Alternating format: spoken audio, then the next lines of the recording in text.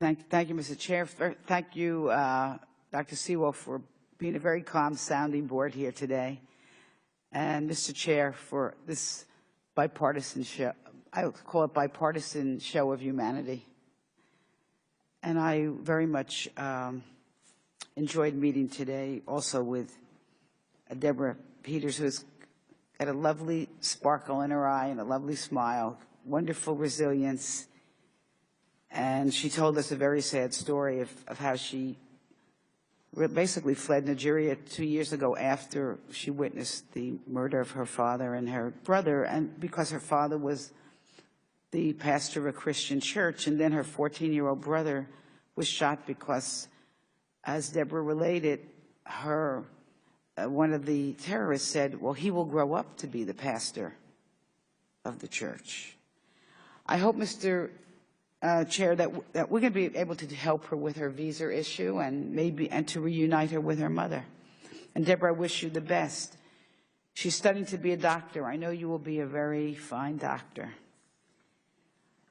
You know, when I heard about these such children being kidnapped, I'm sure I reacted like most people around the world, which is I thought of the time when my son was much younger and I would drop him off to school every day, and I can't even imagine what it would be like to have learned that his entire school had been kidnapped and then maybe sold into slavery. And I know that I would be screaming from the top of my lungs and insisting that this government do everything possible to get them back. And there are some crimes against humanity that no matter where they happen, it requires a response. And I know it's complicated, but I want to add my echo to what so many of my colleagues said, that first of all, I thank the President for sending a team working with Israel and France, United Kingdom, to try to bring these girls back. But as much as we can do, I want to add my voice to those who say we must bring these girls home. And you know, this is more than just a crime against humanity. I wanted to get into this education angle because the Boko Haram means, I think, Western education is a sin. So, because they know that when you educate children, it is a step towards freedom, democracy, and peace in the world, to have educated children, educated with a Western slant. And so when we allow children to be kidnapped because they are partaking in Western education, we are failing our own children here. So I hope we can do more. And along those lines, I wanted to ask you, and I know this is a long-term situation, but what are we doing to try to fight the corruption that we're finding, which seems to be endemic in so many of these governments that are having such serious problems around the world? Thanks. So first, we don't shy away from the issue. We raise it as in the bilateral conversation because it is ultimately a limiting factor, not just in how we interact with the government, but also in terms of the government's ability to provide for and protect its citizens. And so we are vocal about our concerns.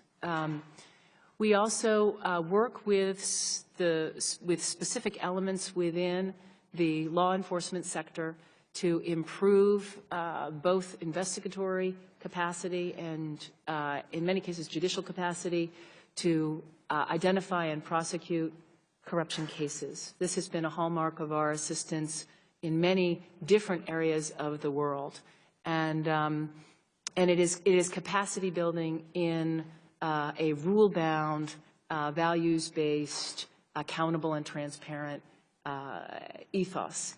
It is slow work. It is painstaking work, and it does ultimately require the commitment of an ever-enlarging circle of leadership within whichever country we are seeking to support anti-corruption efforts. And many countries take different approaches to trying to address widespread and systematic corruption, and there are There are different degrees of success with different approaches. So we continue to do whatever we are able. And in the case of Nigeria, it has been very specific training and capacity building. And we will continue to press this issue because, you know, Nigeria is the most populous country in Africa. It is, you know, an economic juggernaut. And it is extraordinarily diverse and extraordinarily important for a whole host of American security interests. They have elections coming up in 2015. There are the future of democracy is very much at issue in those elections in terms of both the transparency of the elections and the risk of violence afterwards. If Nigeria can handle, can address its corruption in a meaningful way, there is no limit on what that country can become. And it is a huge opportunity there for the government to seize. So it's very much in their interest to address it. But the conversation will be ongoing and we will continue to press it.